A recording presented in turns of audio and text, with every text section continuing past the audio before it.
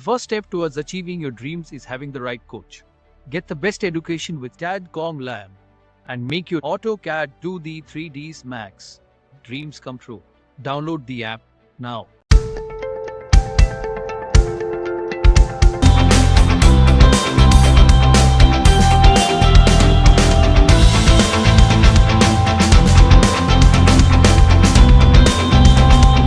फिर होस्पोस हो जाती है, समझ में नहीं आता। इसीलिए आर्किटेक्चर पार्ट में इसीलिए कॉल आउट्स को यूज़ करा गया है, डिटेल कॉल आउट को यूज़ करा जाता है ताकि आप उनको मार्क करके अलग सेपरेटली शो करा सकें सिस्टमेटिक वे। इसीलिए इनको मार्क करा गया है क्योंकि हम हर एक चीज़ को इसके बारे में, तो मैंने लास्ट टाइम बोला था कि आप लोग इसकी डिटेल्स को मेंशन करेंगे जो आपने ऑब्जेक्ट डिज़ाइन करा है अपना। कॉल आउट डिटेल्स बहुत इंपॉर्टेंट है। कभी कभी क्या होता है कि हम लोग कुछ मोल्डिंग्स वगैरह क्रिएट करते हैं फ्रंट एलिवेशंस में, सभी लोगों ने देखा होगा। अरे अब तो खैर, तो टाइप्स ऑफ बेड के नेम जब तक आपको उनको कैटेगरी, आपने बहुत सारे बेड के ये डिज़ाइन। सबसे पहले हम लोगों ने डिस्कस किया था लाइट्स के बारे में कि हम लोग जो भी डिटेलिंग करेंगे वो लाइट्स को लगाने के बाद करेंगे। क्या मटेरियल यूज़ करा जाता है लाइट्स में। हम लोग आएंगे 3D वेयर हाउस के ऊपर, वहाँ पर हम सर्च करेंगे सीलिंग लाइट।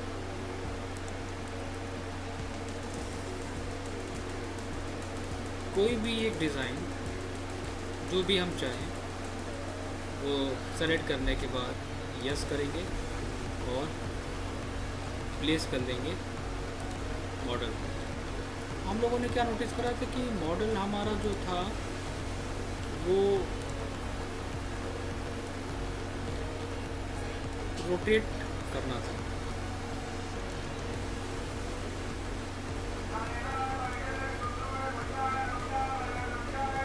इसके लिए तरीका क्या रहेगा कि आप इसको रोटेट कमांड यूज़ करोगे। दिस वन मूव टूल लो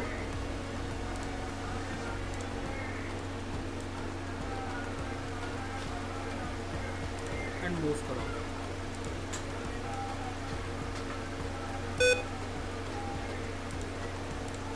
इसको हम लोग क्या करेंगे, कॉपी कर लेंगे।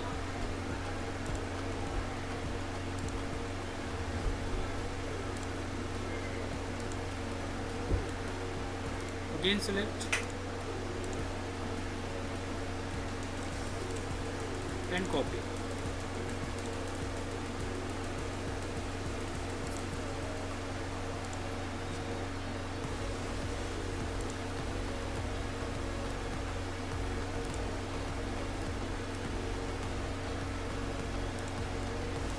इसी चीज़ को हम क्या करेंगे, कॉपी करने के बाद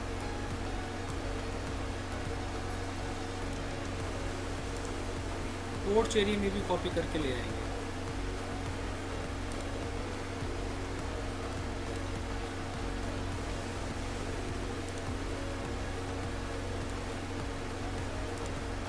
देन मूव,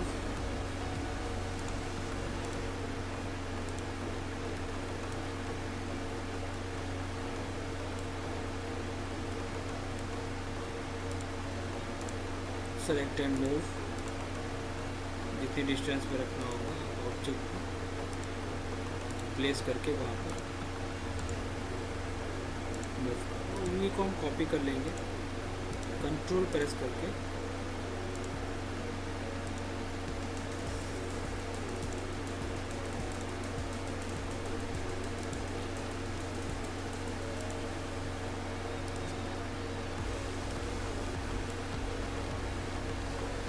उसके बाद मैंने बताया था कि अगर हमें इंटीरियर के अंदर भी लाइट इफेक्ट चाहिए तो हम लोग क्या करेंगे, सबसे पहले तो मॉडल को करेंगे अनलॉक और राइट क्लिक करके एक्सप्लोर। मैं हाइड कर दूंगा वॉल्स को। Extension Veere light and rectangle light कहाँ पर लगाना है। एक बात का बहुत ध्यान रखना है कि सरफेस पे लगनी चाहिए लाइट। कभी कभी हो सकता है कि एरिया हमारा डिटेक्ट ना करे, तो आप कहीं भी लगा के उसको मूव करा सकते हो ईजिली। मूव टूल लेके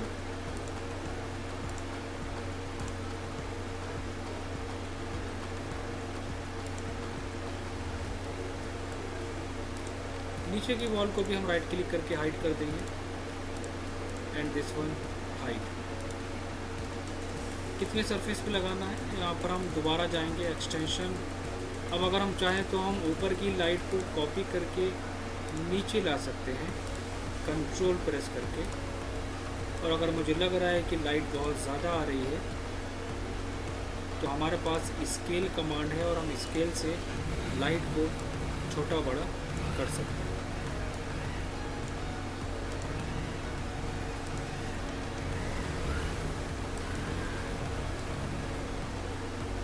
जहाँ भी रखना होगा। रूम्स के अंदर हमारा एरिया रहना चाहिए, न लाइट इफेक्ट हमारा बाहर तक आएगा।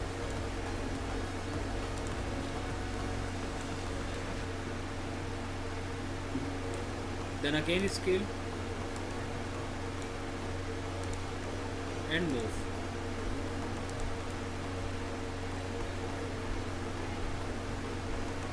फिर इसकी कॉपी बनाऊंगा मैं।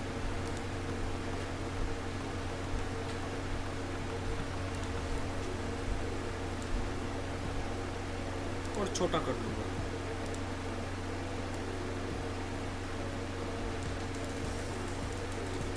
इतना करने के बाद हम आएंगे एडिट, अनहाइड ऑल,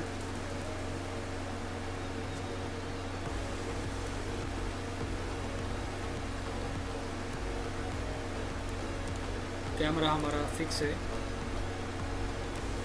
जैसा हमें सीन चाहिए होगा वो सीन हम सेट करेंगे। एक्सटेंशन के अंदर हम आएंगे एसेट एडिटर। सबसे पहला पॉइंट हमारा यहाँ पर था रेंडर सेटअप, और रेंडर सेटअप से हम लोगों ने डिस्कस करा था कि इसके अंदर की लाइट्स को लगाना। मैंने बोला था कि ये मॉडल हमारा ग्रुप में होता है। आप राइट क्लिक करके एक्सप्लोड, फिर राइट क्लिक करके एक्सप्लोड, अगेन एक्सप्लोड। अब इस फेस को हम सेलेक्ट करेंगे और एक मटेरियल बनाएंगे इमेसिव के नाम से।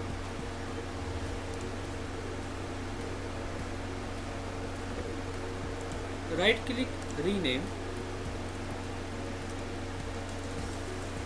Ceiling light. राइट क्लिक करके अप्लाई टू सिलेक्शन। यहाँ पर दिया है इंटेंसिटी, कम ज़्यादा आपको जितनी रखनी है आप अपने अकॉर्डिंग बढ़ा सकते हो।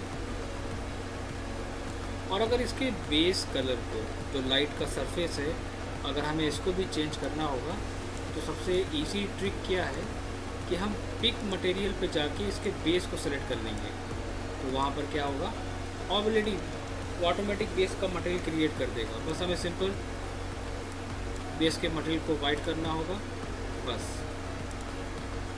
और ओवरऑल जितने भी ऑब्जेक्ट थे चेंज कर देगा।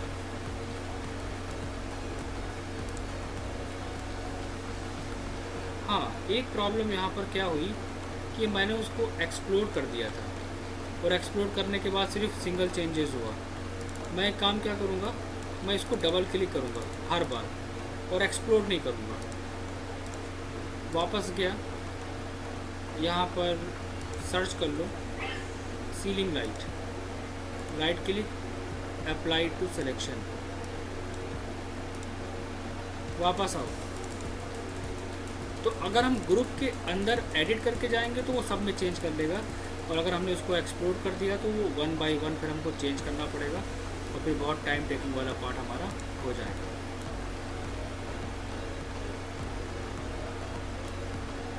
कैमरे में हम वापस आते हैं, दोबारा से जाते हैं कहाँ पर, एसेट एडिटर के अंदर। हम लोगों ने वहाँ पर पढ़ा था सेटिंग का ऑप्शन। सेटिंग के अंदर हमने कहा था हमारे पास आएगा प्रोग्रेसिव, ये ऑन होगा।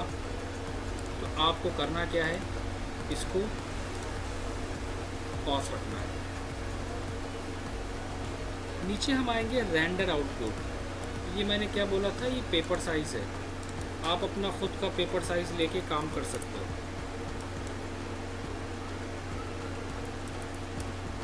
और कम ज़्यादा भी कर सकते हैं।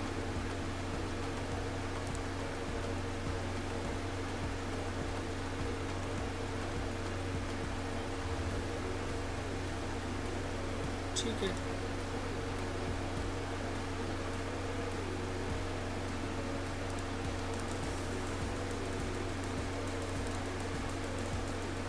यहाँ पर लिखा होगा रेंडर आउटपुट के नीचे सेव फ्रेम।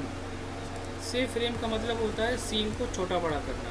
अब यहाँ पर क्या हुआ कि मैंने पेपर का जो साइज़ लिया उसके अकॉर्डिंग सीन बहुत स्ट्रेच हो गया। अब मैं पेपर की हाइट को कम करूँगा तो सीन हमारा जूम होता चला जाएगा।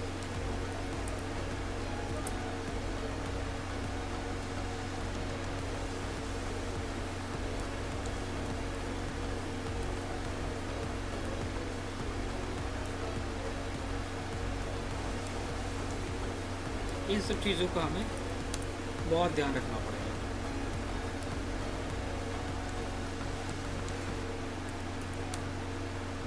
आउटपुट साइज़ आप अपने अकॉर्डिंग, और वाइड स्क्रीन आप ले सकते हो।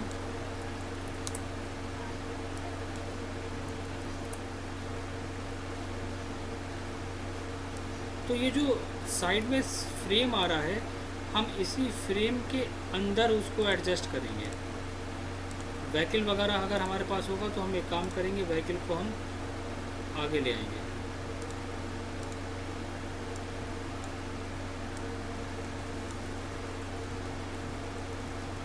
इन्वायरमेंट हमारा ऑन होना चाहिए। नॉइज़ लिमिट हम यहाँ पर लेंगे 0.05, बकेट 32, मिनिमम सब डिविजन्स आप करेंगे 2 और 4। प्राइमरी रेज आप यूज़ करेंगे इरेडियंस मैप, सेकेंडरी मैप आप यूज़ करेंगे लाइट कैच,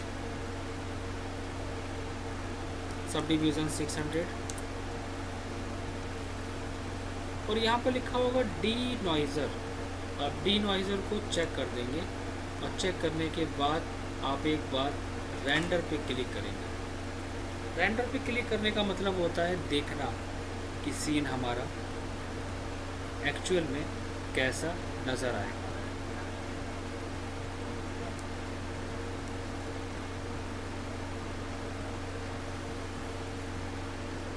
तो पेपर साइज़ हम जितना बड़ा लेंगे तो मे भी हो सकता है कि वो उतना ही थोड़ा सा टाइम ले। वो डिपेंड करेगा हमारी क्वालिटी के ऊपर, पेपर के ऊपर। दूसरा मैंने बोला था कि बाउंड्री वॉल को डेकोर करना है। बाउंड्री वॉल के वॉल पे आपको लाइट वहाँ पर ऐड करनी पड़ेगी, प्लांट्स लगाने पड़ेंगे। तो जब तक हम उसे कंप्लीट डेकोर नहीं करेंगे तब तक समझ में नहीं आएगा। और ये चीज़ हमारी मांगती है सिर्फ़ और सिर्फ टाइम।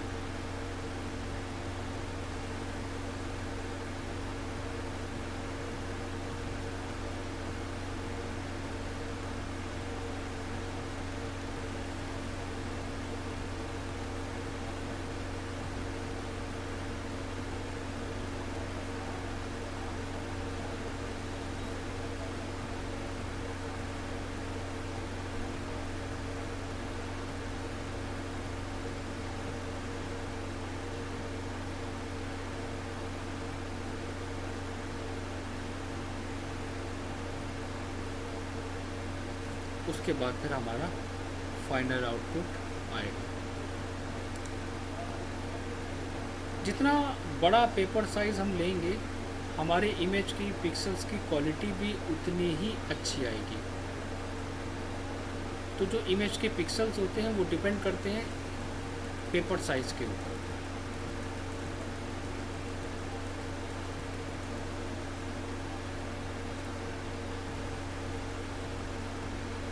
अब हमारे पास यहाँ पर जो लाइट का शेप है वो जलता हुआ नज़र आ रहा है। ऐसा क्यों? इसलिए क्योंकि हमें इसकी लाइट की एक सेटिंग करना होगी। मैं इसको बंद कर देता हूँ। यहाँ पर एक ऑप्शन दिया है लाइट का। हम लोगों ने 3 लाइट लगाई थी, तो हमारे पास यहाँ पर आ गई रेक्टेंगल लाइट, क्योंकि हमने एक लगाई थी लाइट, उसको कॉपी करा था, तो कॉपी वाला नहीं शो कराता है, जो लगाते हैं उसकी प्रॉपर्टी शो कराता है हमेशा। अब एग्जांपल, हमारे बालकनी में ये लाइट का शेप आ रहा था, क्यों? हमें इस कलर को दिखाना नहीं है, ताकि इससे लगेगा कि लाइट भी वहाँ पर है कोई लगी हुई, ये गलत हो जाएगा। लाइट को हम करेंगे इनविजिबल।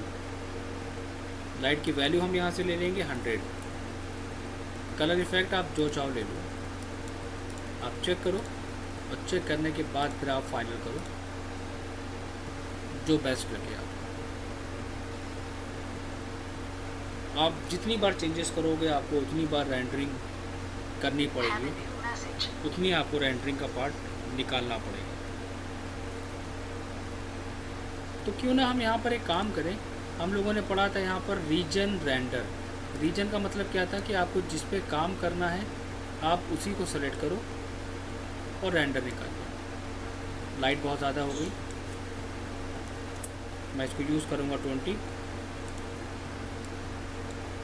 And render.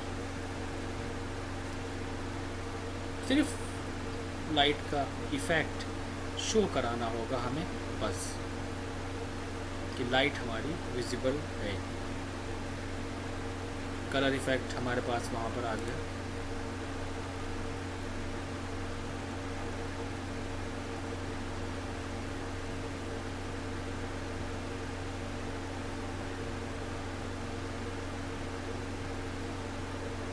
तो जब हम लोग काम करते हैं तो मुझको पता है कि मुझे बार बार सीन को चेक करना होगा, तो आप पेपर साइज़ बहुत लो क्वालिटी का लेके चलेंगे, मतलब बहुत छोटा पेपर साइज़, ताकि आपको जो चेंजेस हैं वो पता चलें।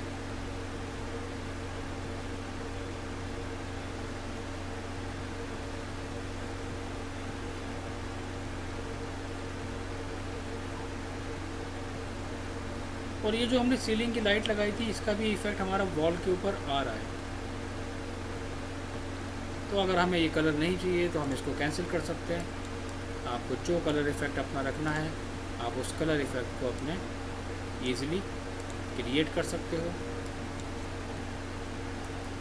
और रेंडर निकाल के आप उसको फाइनल कर सकते हो। हर एंगल से आपको एक एक व्यू कैप्चर करना पड़ेगा, निकालना पड़ेगा।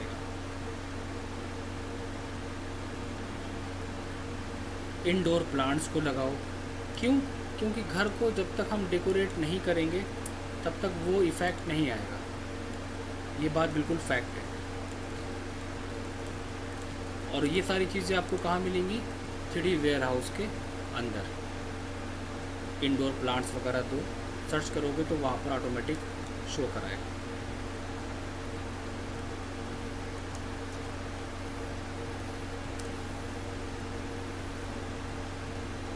तो डेकोरेट करना बहुत इम्पॉर्टेंट है, तब हमारा मॉडल लगेगा थोड़ा सा realistic.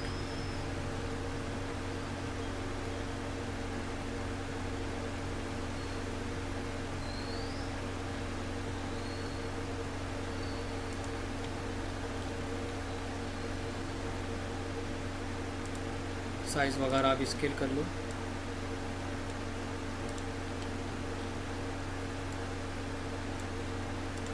Three ware house,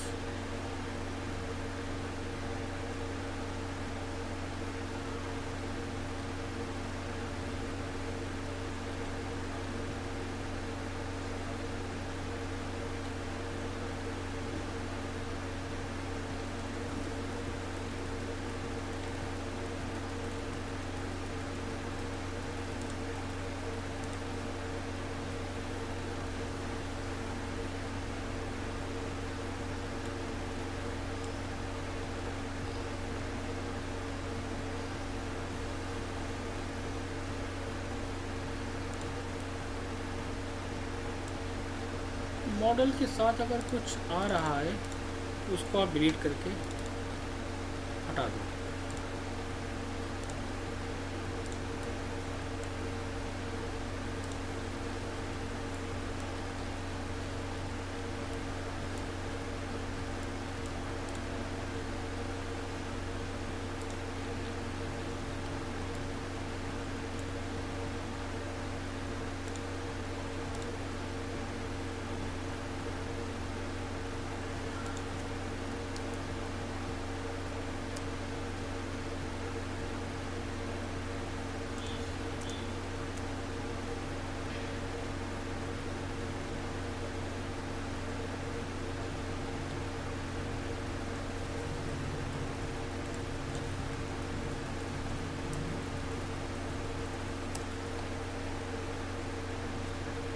lights के साथ सीन को डेकोरेट करना, चीज़ों को ऐड करना, ये बहुत इम्पोर्टेंट है हमारी डिटेलिंग के पॉइंट ऑफ व्यू से।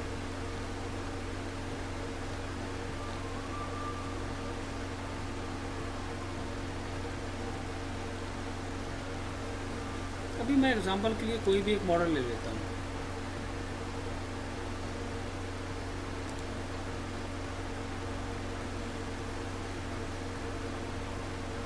क्योंकि छोटे से चेंजेस से बहुत ज़्यादा इफेक्ट पड़ जाता है।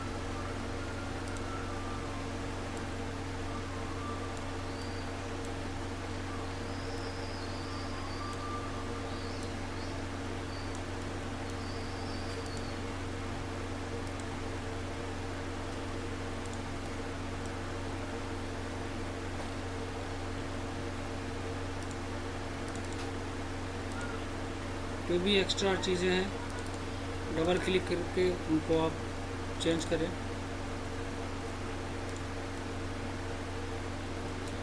अपनी कोई भी स्पेसिफिक लोकेशन पर जाके उसको प्लेस करें।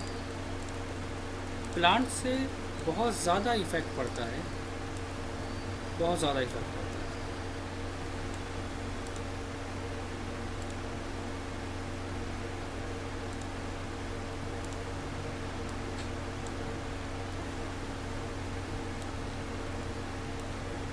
आपको यहाँ पर भी प्लांटर देना पड़ेगा, वहाँ पर अलग से डिज़ाइन करना पड़ेगा।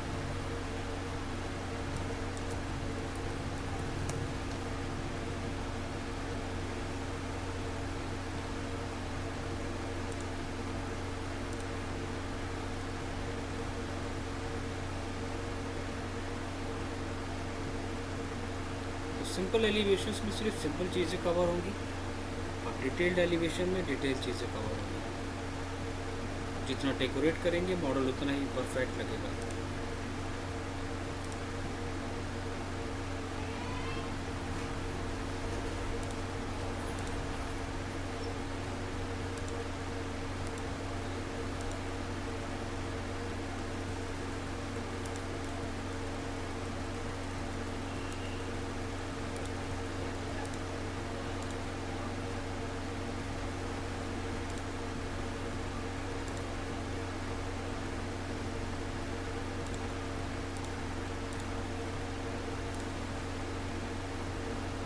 हम वापस से आते हैं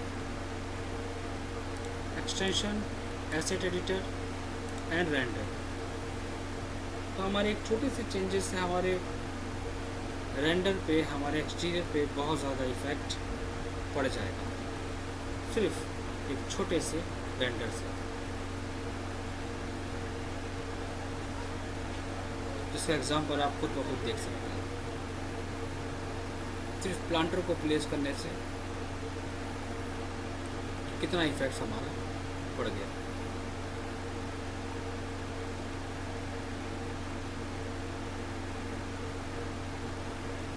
इसलिए एक्सटीरियर को बहुत ज़्यादा डिटेल्ड मटेरियल के साथ लाइट्स ऐड करा के, मटेरियल परफेक्ट कॉम्बिनेशन के साथ देके और प्लांटर को ऐड करा के ही रेंडर निकाला जाता है।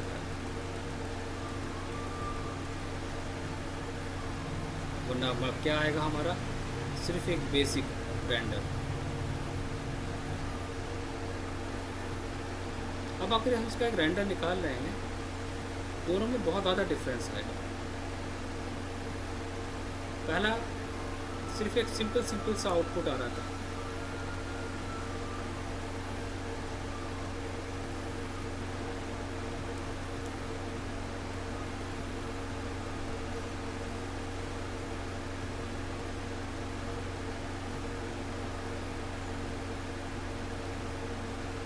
तो इसके कम से कम 2-3 रेंडर निकाल के फाइनल करो। देन इसके बाद फिर हम इंटीरियर को स्टार्ट करेंगे। इसका वीडियो मैं अभी 10 मिनट के अंदर शेयर करता हूँ, अपलोड करके इसी के बेसिस पे प्रैक्टिस करना स्टार्ट करेंगे। कम से कम 3 से 4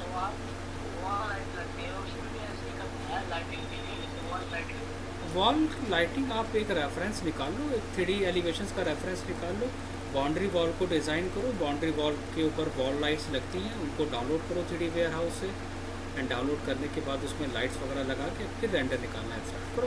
नज़र क्या आएगा, सिर्फ एक सिंपल सा एलिवेशन नज़र आएगा, इसमें दिखेगा ही नहीं कुछ।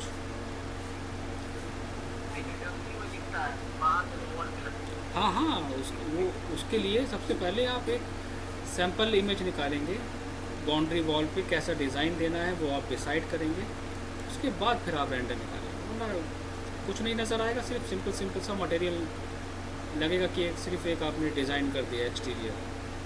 तो डिटेलिंग बहुत इंपॉर्टेंट है, छोटी छोटी चीज़ों को रेफरेंस निकाल के उसको जब तक नहीं डिज़ाइन करेंगे तब तक वो बेकार है ना। पहले के लुक में और अभी के लुक में दोनों में डिफरेंस आ गया, छोटी सी चीज़ें ऐड करने पे पूरा लुक हमारा मैंने डिज़ाइन किया वो सही है, उसको चेंज करो। नहीं देखो डिज़ाइन डिज़ाइन गलत नहीं होता है, लेकिन ये सब चीज़ें देखो प्रैक्टिस मांगती हैं। हमारे पॉइंट ऑफ व्यू से आप कम से कम 10 से 15 एलिवेशन पे काम करेंगे जब आपका थोड़ा सा माइंड क्रिएटिव होगा। 2 एलिवेशन से सिर्फ आपकी स्पीड बढ़ती है, आप क्रिएटिव नहीं हो गए। और स्केचअप का मेन रोल क्या है कि आप जितने एक्सटीरियर डिज़ाइन करेंगे उतना ही आपकी स्पीड फास्ट होगी, है ना। तो 2 एक्सटीरियर अगर आपने निकाले हैं तो इसका मतलब ये नहीं है कि आप बढ़िया हो गया, नहीं, आप कम से कम उसी प्रोजेक्ट पे आगे काम करो, मतलब इतना करने के बाद एक प्रोजेक्ट और मतलब किसी तरह पूरा प्लान और कहने की ज़रूरत ही नहीं है, बिल्कुल आपको कहने की ज़रूरत ही नहीं है, आपको खुद उस पर आगे लगना पड़ेगा। इससे बड़ा प्रोजेक्ट बनाओ, कम से कम बंगलो टाइप का प्रोजेक्ट बनाना स्टार्ट करो, जितना बड़ा प्रोजेक्ट बना सकते हो, ज़रूरत ही नहीं है कहने की, तब समझ में आएगा, तब लगेगा कि हाँ हाथ कितना सेट हुआ है, कितना हम डिटेलिंग ऐड कर सकते हैं, है ना। ठीक है, अभी तो जो वाला मुझे मिला तो उसी का तो एलिवेशन अभी मैं बनाया, तो उसी बना के रखा। कोई बात नहीं, जितना बनाया है पहले इसके बेसिस प्रैक्टिस कर लो, फिर उसके बाद नेक्स्ट स्टार्ट करो, बनाना काम करना स्टार्ट करो उसको, ठीक है। बाकी इसको मैं फॉरवर्ड करता हूँ, वही चीज़ है, कर लो फिर आगे बढ़ो। चलो मैं देता हूँ।